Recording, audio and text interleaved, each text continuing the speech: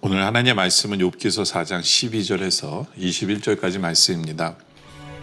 어떤 말씀이 내게 가만히 이르고 그 가느다란 소리가 내 귀에 들렸었나니 사람이 깊이 잠들 즈음 내가 그 밤에 본 환상으로 말미암아 생각이 번거로울 때에 두려움과 떨림이 내게 이르러서 모든 뼈마디가 흔들렸느니라.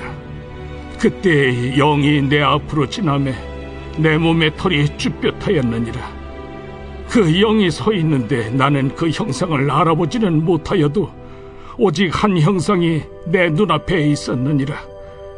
그때 내가 조용한 중에 한 목소리를 들으니 사람이 어찌 하나님보다 의롭겠느냐, 사람이 어찌 그 창조하신 이보다 깨끗하겠느냐. 하나님은 그의 종이라도 그대로 믿지 아니하시며 그의 천사라도 미련하다 하시나니 하물며 흙집에 살며 티끌로 털을 삼고 하루살이 앞에서라도 무너질 자이겠느냐. 아침과 저녁 사이에 부스러져 가루가 되며 영원히 사라지되 기억하는 자가 없으리라. 장막줄이 그들에게서 뽑히지 아니하겠느냐. 그들은 지혜가 없이 죽느니라. 오늘 이 말씀은 계속해서 엘리바스가 한 이야기를 전하고 있습니다.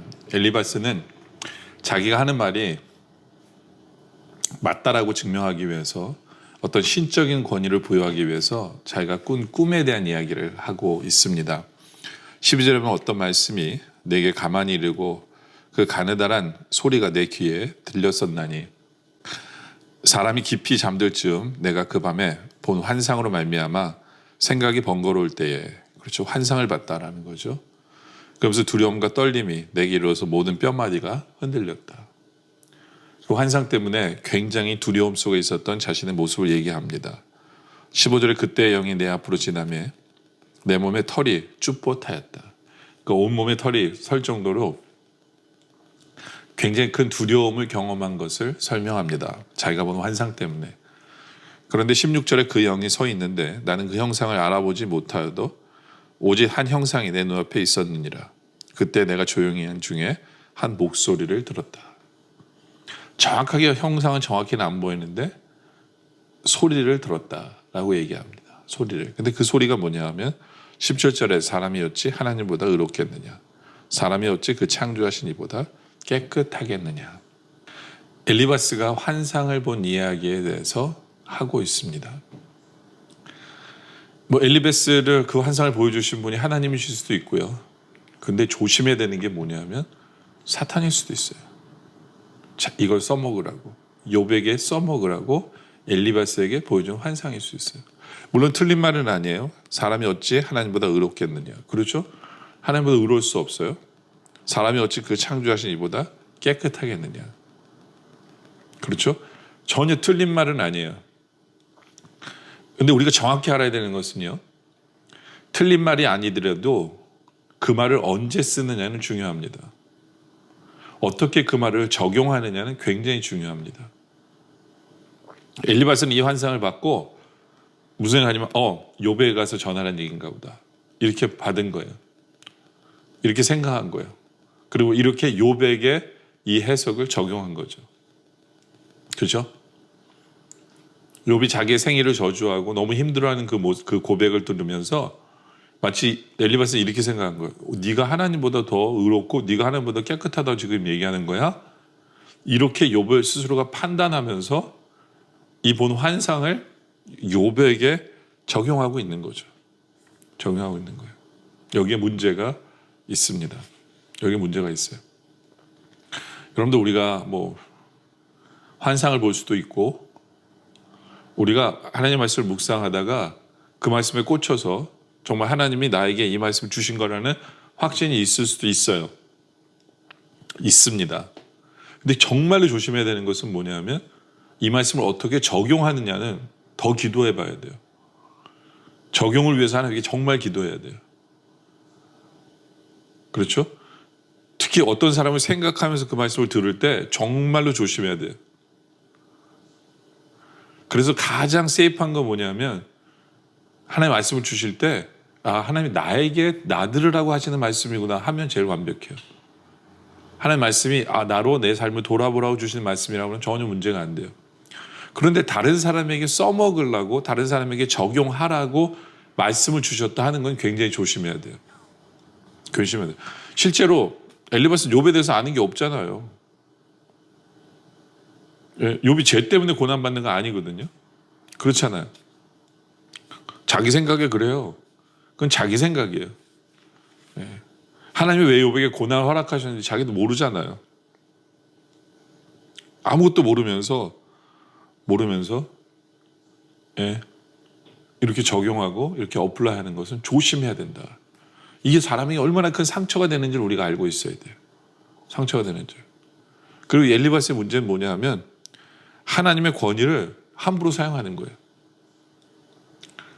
사람이 어찌 하나님보다라고 얘기하면서 마치 이것이 하나님이 주신 것처럼 하나님 말씀하신 것처럼 그러니까 너는 내 말을 하나님 말씀처럼 들어야 돼 라고 얘기하는 거거든요.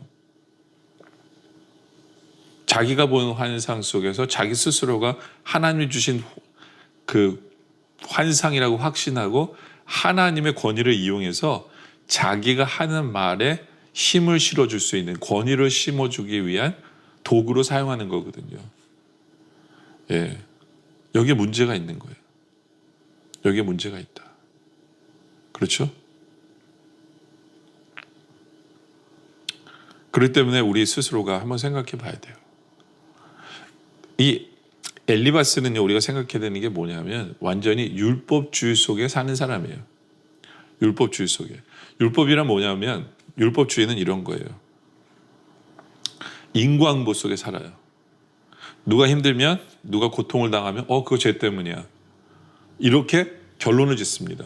그러니까 욥이 고통스러워요. 고통 속에 있어요. 그래? 그럼 너 죄진 거야. 너 회개해야 돼.